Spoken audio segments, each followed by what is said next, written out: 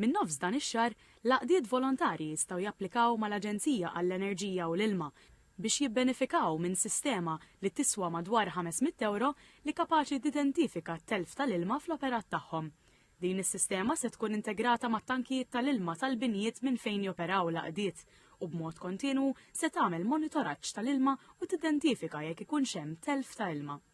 Il-kap eżekuttiv tal-Aġenzija Manuel Sapjano spjega li dan il-proġett pilota għandu lan li jifhem aħjar kif l-għaqdiet volontarji jistgħu inaqsu l-ħela tal-ilma u jkunu mejjuna fl-isforzi tagħhom biex itejbu l-effiċjenza u s-sostenibilità tal-ilma. Din l-iskema se tinvesti permezz ta' tagħmir żgħir li jitwaħħal fil-pajpijiet tal-ilma fejn l-ilma jkun nieżel mit-tank ta' fuq il-bejt u dan it-tagħmir jinduna jekk hemmx leakages fis-sistema tal-binja li tuża l-għaqda volontarja.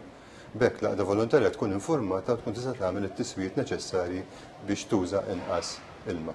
Is-Soċjetà Santa Marija u Banda Re George Hamsa tal-Imqabba hi waħda mill-għaqdiet volontarji li ġiet mejjuna mill-Aġenzija għall-Enerġija u l-Ilma u tejbet l-effiċjenza tagħha fl-użu tal-ilma. Din l-għaqda volontarja hi waħda minn 40 organizzazzjoni li benefikaw minn skemi offruti mill-Aġenzija għall-Enerġija u l-Ilma fl-aħħar sentejn b'investiment ta' €1,000,000. L-iskemi kienu jvarjaw minn tindif u manutenzjoni ta' ġibjuni tal-ilma u installazzjoni ta' pannelli ta' xemx sa' titjib ta' sistemi ta' dawl b'LEDs li huma iktar effiċjenti fl-enerġija. Il-Ministru għall-Ambjent Miriam Dalli esprimiet sodisfazzjon li l-għaqdiet volontarji qed jagħmlu din il-qalba ambjentali. Il-Ministru tennit l-impenn tal-Gvern li jkompli jgħin lis-settur tal-volontarjat biex l-għaqdiet isiru aktar effiċjenti u sostenibbli.